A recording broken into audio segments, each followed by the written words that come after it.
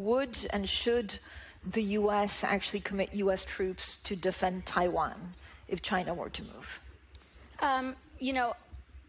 I think that this is such a, I think that this is of course a very long-standing policy of the United States.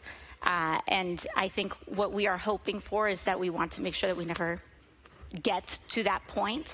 And we want to make sure that we are moving in all of our economic research and our global positions to avoid any such confrontation and for that question to even arise. Okay, so this is laughable by AOC. She couldn't give even a decent answer. She had no answer. Okay, so even if you didn't have a great answer for this, at least have some rudimentary knowledge about China and Taiwan. So rudimentary knowledge is that after 1945, after the China Civil War, there was the two factions. There was the People's Republic of China and the Chinese Communist Party, and then there was the Republic of China, controlled by the nationalists. And the nationalists fled to Taiwan, and now the Republic of China and the Chinese Communist Party and the People's Republic of China don't get along. So there was, over the years, there's been several tensions in terms of attacks on the Taiwan Strait, and there were two attacks, I think, in the 50s and an attack in the mid-90s.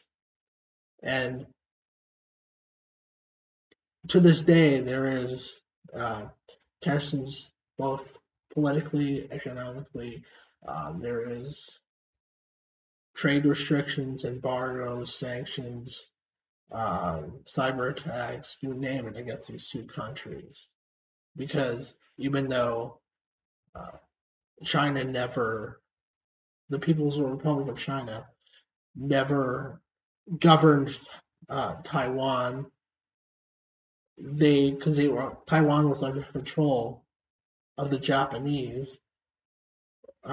This is just pathetic. Like even if you didn't know a fantastic answer to this question, you think you would give the rudimentary knowledge of China and Taiwan.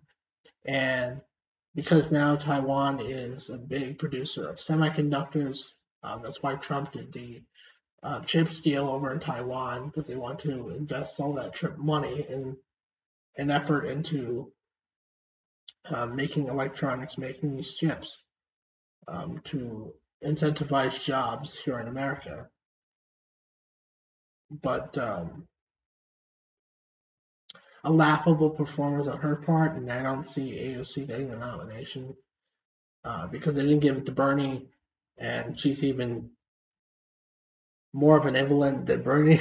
So even if she were to win the nomination, they would just vote her down with the superdelegates.